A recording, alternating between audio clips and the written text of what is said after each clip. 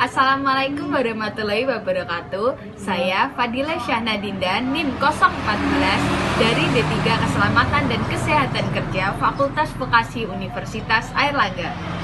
Hai people, tahukah kalian kalau keselamatan dan kesehatan kerja tidak hanya berlaku dan digunakan untuk para pekerja di wilayah industri saja, namun aspek ketiga juga harus kita terapkan dalam kegiatan kita sehari-hari. Karena tanpa kita sadari, aktivitas kita selama di rumah juga mengandung potensi bahaya atau hazard loh. Lantas, apa saja sih dan bagaimana cara penanggulangannya? Berikut adalah pemaparan dari saya. Check this out. Aktivitas yang pertama adalah memasak ayam bakar dan menggoreng tahu. Potensi bahaya yang pertama adalah mekanik. Pisau tajam yang digunakan untuk mengupas dan memotong bahan. Resikonya adalah tangan atau jari dapat terpotong, teriris, dan tersayat. Luka tersebut dapat mengakibatkan pendarahan. Pengendalian risikonya yang pertama adalah eliminasi. Dengan cara tidak menggunakan pisau yang terlalu tajam lagi, meskipun pisau merupakan alat yang sangat penting untuk memasak. Apabila tidak dapat dihilangkan, mungkin kita dapat meminimalisirnya dengan menggunakan tatakan untuk memotong dan memastikan pisau serta alas tidak licin. Yang kedua adalah pengendalian secara substitusi, dengan mengganti pisau yang tajam tersebut dengan alat pemotong modern yang lebih aman dan praktis. Yang ketiga, modifikasi engineering, memberikan pegangan atau gagang pada pisau dengan bahan yang tidak licin jika terkena bahan cair. Yang keempat, pengendalian secara administrasi, dengan mencari tahu cara penggunaan pisau baik dan benar melalui internet atau tutorial YouTube, lalu disesuaikan dengan jenis pisau. Membaca penunjuk penggunaan yang tertera pada kemasan pisau sebelum digunakan dan memberi simbol berbahaya pada gagang pisau. Pengendalian risiko yang terakhir adalah APD, menggunakan sarung tangan karet ketika sedang memotong atau mengupas. Potensi bahaya yang kedua adalah fisika, berasal dari suhu panas yang dihasilkan kompor saat proses pembakaran atau penggorengan. Risikonya membuat tubuh menghasilkan banyak keringat karena panas dapat membuat dehidrasi karena banyak cairan yang keluar, serta mata perih karena terkena uap dari masakan. Pengendalian risiko di sini yang pertama ada eliminasi. Karena kompor merupakan alat yang paling penting ketika memasak, maka kompor tidak dapat menjadi faktor yang kita hilangkan. Yang kedua, pengendalian secara substitusi, yakni mengganti kompor dengan kompor listrik yang lebih sedikit mengeluarkan panas, namun memang lebih mahal daripada kompor yang biasa. Yang ketiga, pengendalian secara modifikasi engineering, dengan memberikan cooker hood, yaitu alat penghisap asap yang digunakan untuk menyingkirkan asap, uap, dan bau yang timbul karena proses memasak. Yang keempat, pengendalian secara administrasi, dengan memberikan petunjuk berupa tulisan atau stiker di dapur agar tidak memasak terlalu dekat dengan kompor yang dapat mengakibatkan keringat berlebih dan dehidrasi. Yang terakhir adalah APD. Untuk menghindari mata perih saat terkena uap dan asap panas, dapat menggunakan face shield atau kacamata. Potensi bahaya yang ketiga adalah biologi. Berasal dari daging ayam yang kontaminan bakteri patogen yaitu bakteri Salmonella sp. Resikonya, bakteri Salmonella sp yang mencemari daging ayam akan menimbulkan dampak yang merugikan bagi kesehatan, yaitu dapat menyebabkan penyakit tifus, paratifus, dan salmonellosis. Pengendalian risiko yang pertama, eliminasi. Karena menu yang kita buat adalah ayam bakar, maka kita tidak menghilangkan bahan baku ayam tersebut. Mungkin kita dapat meminimalisir risikonya dengan memilih ayam yang segar dan tempat pedagang yang bersih. Yang kedua adalah substitusi. dengan mengganti ayam yang kita beli di pasar tradisional dengan menggantinya dengan ayam organik yang mungkin kita temui atau dijual di supermarket sehingga dapat terjamin kebersihannya. Yang ketiga adalah pengendalian secara modifikasi engineering dengan memberikan perasan jeruk nipis atau lemon pada daging ayam serta memberikan garam pada daging ayam. Selain dapat menghilangkan bau, perasan jeruk nipis dan garam bisa membunuh bakteri yang ada pada ayam maupun ikan loh. Yang keempat ada pengendalian secara administrasi. Memasang poster bahayanya bakteri masuk melalui bahan makanan, serta membiasakan anggota keluarga untuk selalu mencuci tangan. Yang terakhir, pengendalian risiko dengan APD. Memakai sarung tangan ketika memasak dan memotong ayam agar bakteri tidak masuk melalui tangan dan jari-jari. Potensi bahaya selanjutnya adalah kimia. Sabun cuci piring yang digunakan untuk mencuci peralatan dapur sesudah digunakan untuk memasak. Risikonya yaitu sabun pencuci piring diproduksi untuk menghilangkan kotoran berbentuk minyak di piring. Jadi kandungan zat kimia di dalamnya juga bisa menghilangkan minyak alami di kulit. Hilangnya minyak ini dapat membuat kulit kering dan membuat iritasi. Pengendalian risiko yang bisa kita lakukan adalah yang pertama dengan eliminasi. Dengan cara tidak menggunakan sabun cuci piring dan menggunakan air mengalir saja. Namun tentunya mencuci peralatan dapur dengan air cas saja tidak mampu membersihkan secara maksimal. Yang kedua dengan cara substitusi. Mengganti sabun cuci piring dengan bahan-bahan alami yang aman bagi kulit. Atau misalnya kita bisa mencampur air dengan sisa jeruk atau kemangi. Yang ketiga dengan modifikasi engineering, mencampur sabun cuci tangan dengan air agar sabun tidak terlalu keras dan kental. Yang keempat adalah pengendalian secara administrasi, membaca informasi mengenai berapa banyak sabun yang tepat dan perbandingan yang benar, serta memberitahukan kepada anggota keluarga melalui poster tentang bahaya penggunaan sabun cuci yang terus-menerus dan berlebihan. Yang terakhir adalah APD, menggunakan sarung tangan khusus untuk mencuci alat di dapur. Potensi bahaya selanjutnya adalah ergonomi, posisi masak berdiri yang terlalu lama lebih dari 30 menit. Resikonya dapat mengakibatkan kaki pegal dan lutut ngilu. Pengendalian resikonya yang pertama dengan eliminasi. Caranya tidak berdiri saat memasak. Yang kedua, substitusi, mengganti kebiasaan posisi berdiri dengan duduk. Yang ketiga, modifikasi engineering, membuat dapur yang didesain menyediakan tempat duduk agar jika kita merasa lelah dapat duduk dan beristirahat sebentar. Yang keempat dengan cara administrasi, memasang poster atau stiker bahaya berdiri terlalu lama. Dan memberitahu kepada anggota keluarga bahwa tidak baik berdiri terlalu lama dan jika merasa lelah sebaiknya istirahat terlebih dahulu. Dan yang terakhir adalah APD, memakai sepatu berbahan karet agar tidak mudah terpleset dan tidak terkena benda tajam. Ada pula sandal atau sepatu yang dimodifikasi memiliki desain alas untuk sensasi pijat agar tidak mudah lelah. Potensi bahaya selanjutnya adalah psikologi. Stres yang diakibatkan karena proses memasak terlalu lama. Resikonya, stres tentu akan meningkatkan emosional, oleh karena itu kita menjadi tidak fokus. Misalnya jari terpotong, tertumpah minyak, dan gegabah saat memasak agar cepat selesai. Pengendalian resikonya adalah dengan meminimalisir dampak yang dihasilkan karena kita tidak dapat menghilangkan kompor presto yang merupakan alat penting dalam proses memasak.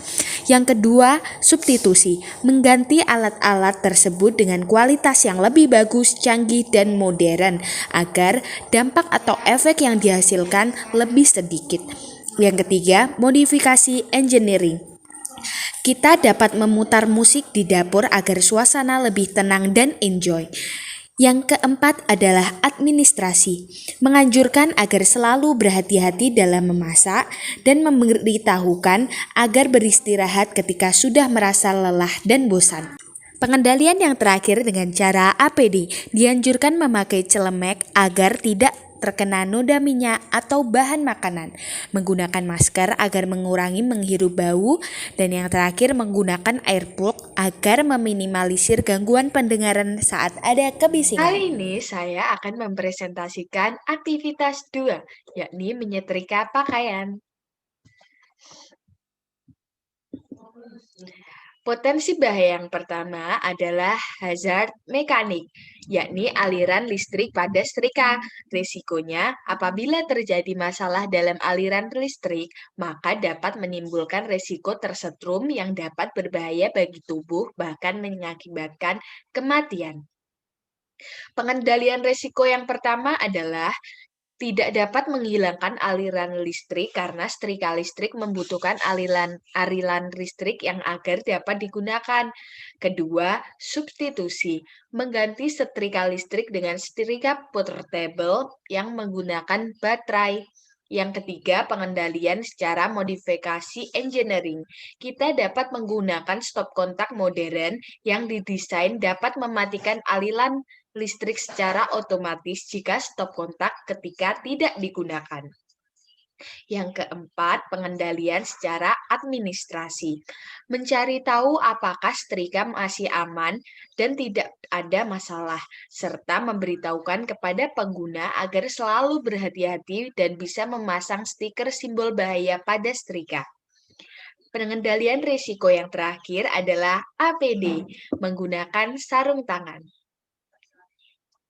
Potensi bahaya yang kedua adalah hazard fisika. Terdapat pada suhu panas yang dihasilkan oleh setrika. Risikonya, suhu panas dapat membuat tubuh memproduksi lebih banyak keringat sehingga dapat menyebabkan dehidrasi. Pengendalian risiko eliminasi dengan tidak menggunakan setrika lagi. Namun hal ini tidak mungkin dilakukan karena setrika merupakan alat utama yang tidak dapat dihilangkan. Yang kedua, substitusi. Mengganti setrika yang lebih canggih dan modern, misalnya mengganti dengan setrika listrik jinjing portable yang memiliki fitur pengatur panas otomatis.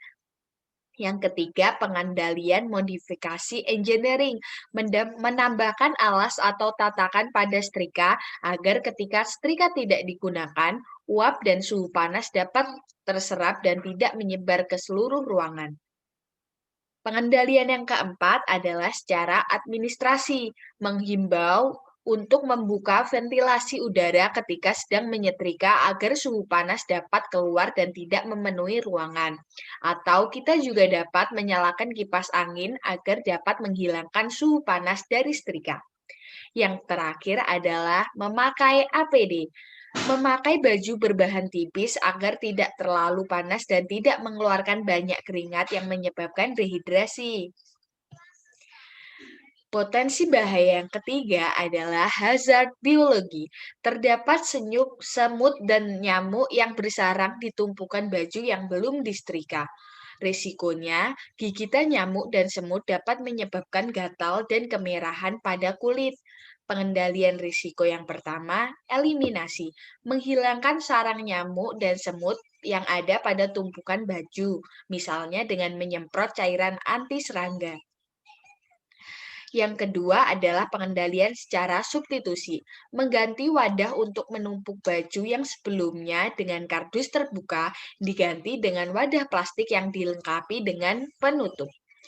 Yang ketiga, modifikasi engineering, memasang alat penyemprot ruangan otomatis yang diisi dengan cairan anti nyamuk dan anti serangga. Yang keempat, pengendalian secara administrasi, memberikan himbauan kepada seluruh anggota keluarga untuk selalu menjaga kebersihan dan menata baju agar tidak menumpuk dan selalu rapi. Yang kelima adalah APD, menggunakan masker saat penyemprotan ruangan. Potensi bahaya yang keempat adalah hazard kimia. Bahan kimia yang terkandung dalam pengharum dan pelicin pakaian.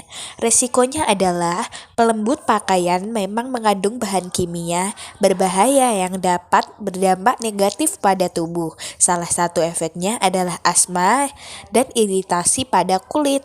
Pengendalian risiko yang pertama dengan cara eliminasi, dengan menghilangkan atau tidak menggunakan pengharum dan pelicin pakaian lagi, karena deterjen untuk mencuci pakaian sudah membuat harum pakaian.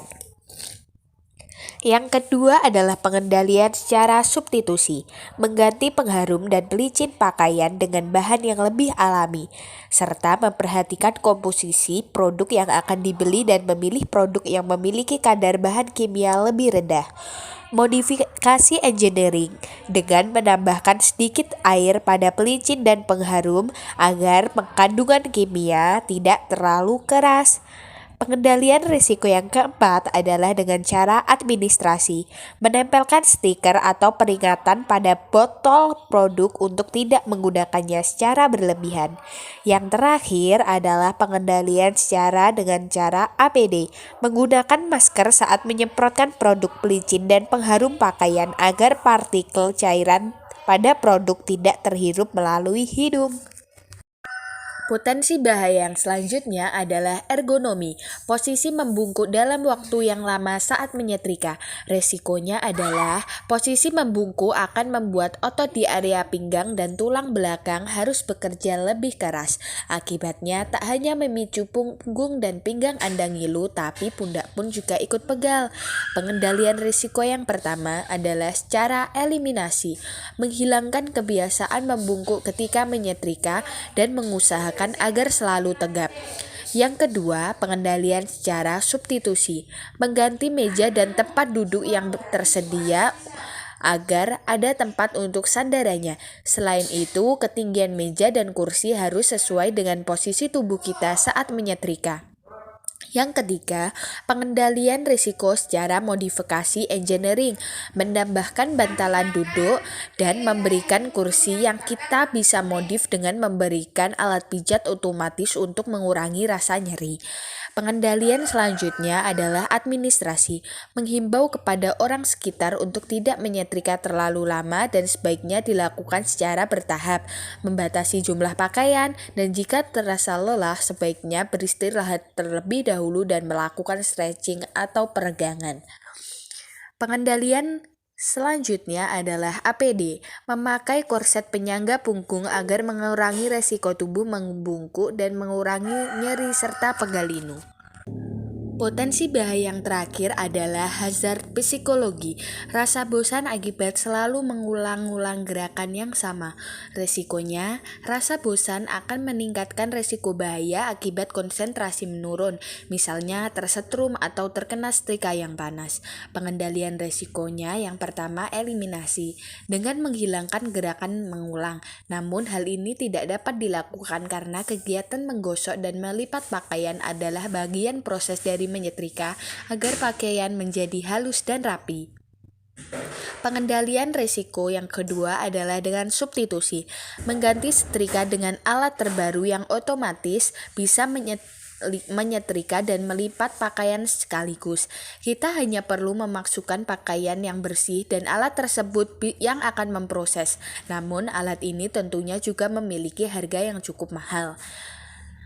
Pengendalian risiko yang ketiga adalah modifikasi engineering. Kita bisa memasang timer pada setrika yang sudah disesuaikan dengan kebutuhan atau keinginan kita untuk mengikatkan beristirahat ketika sudah merasa bosan dan merasa lelah.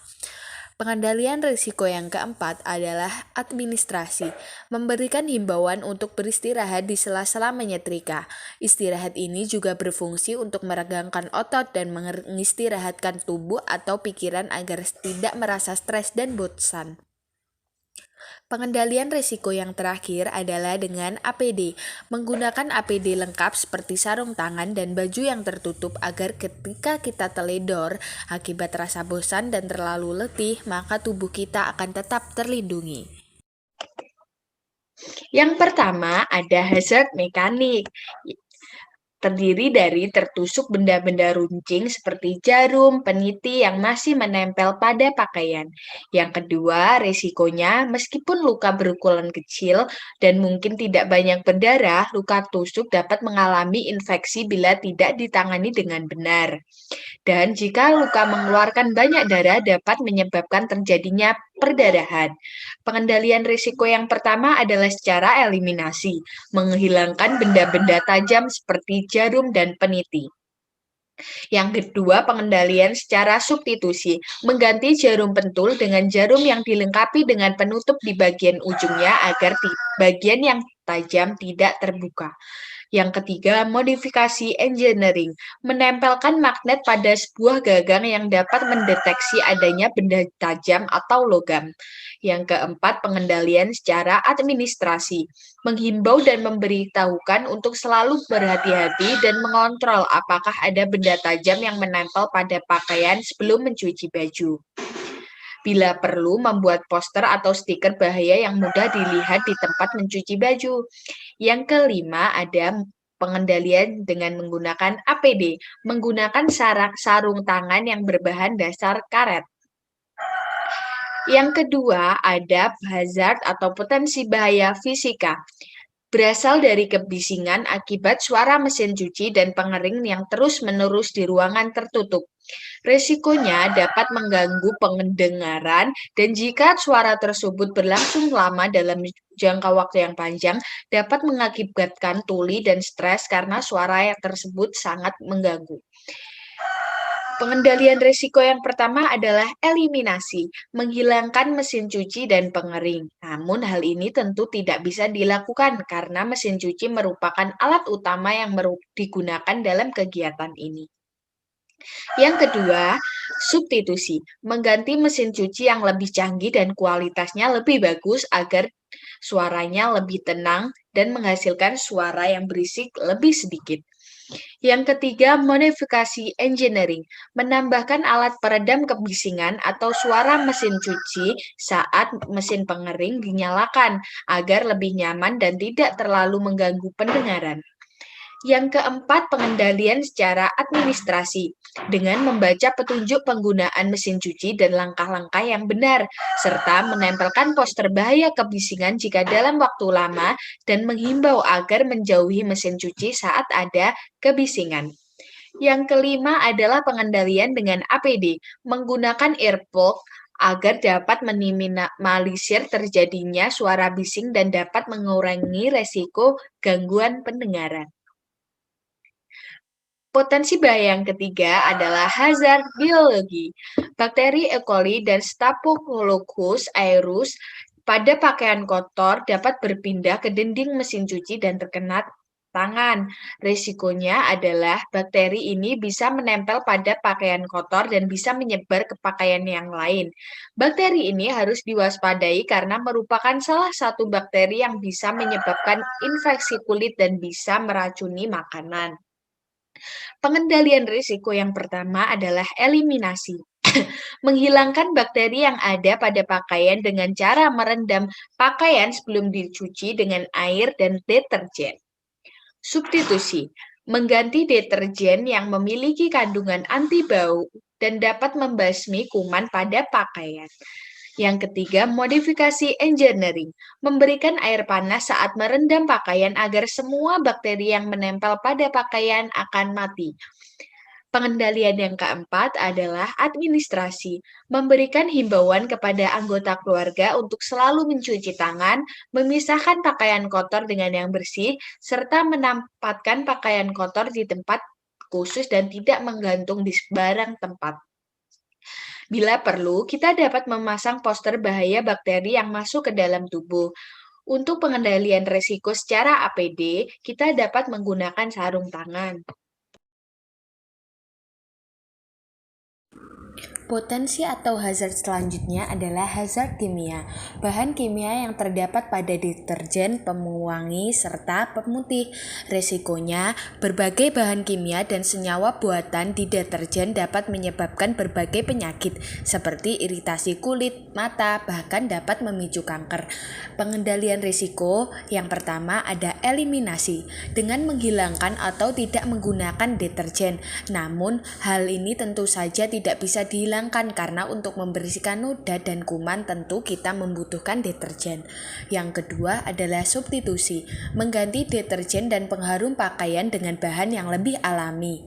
Yang ketiga, modifikasi engineering, menambahkan sedikit air pada deterjen dan pengharum agar kandungan bahan kimia tidak terlalu keras. Yang keempat adalah administrasi, menempelkan stiker atau peringatan pada botol produk untuk tidak menggunakannya secara berlebihan. Yang kelima adalah APD, menggunakan sarung tangan agar bahan kimia tidak langsung mengenai kulit. Nah, potensi bahaya ergonomi, terlalu lama membungkuk saat membilas pakaian secara manual. Risiko, posisi membungkuk akan membuat otot di area pinggang dan tulang belakang harus bekerja lebih keras dalam menahan tubuh.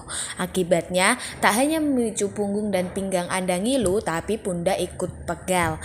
Pengendalian risikonya pertama adalah eliminasi, menghilangkan kebiasaan membungkuk ketika mencuci pakaian dan mengusahakan agar selalu tegap.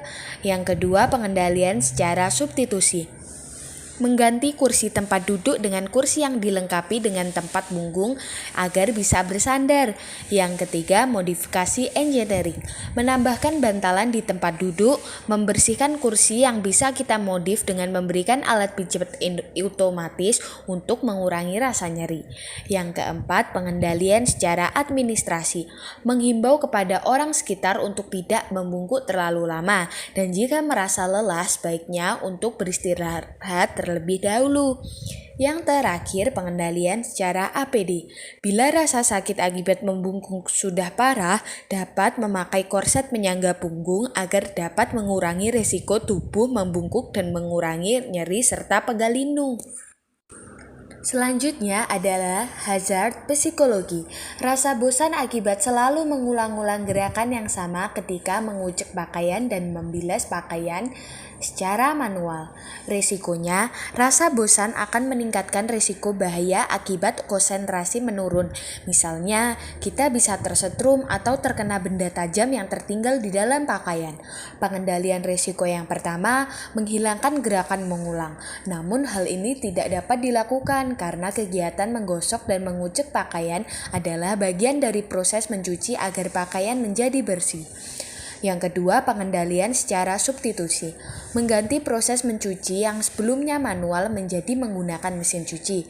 Namun hal ini tentu membutuhkan biaya yang lebih besar dan biasanya mencuci menggunakan mesin cuci juga kurang efektif dalam membersihkan noda. Pengendalian yang ketiga dengan modifikasi engineering.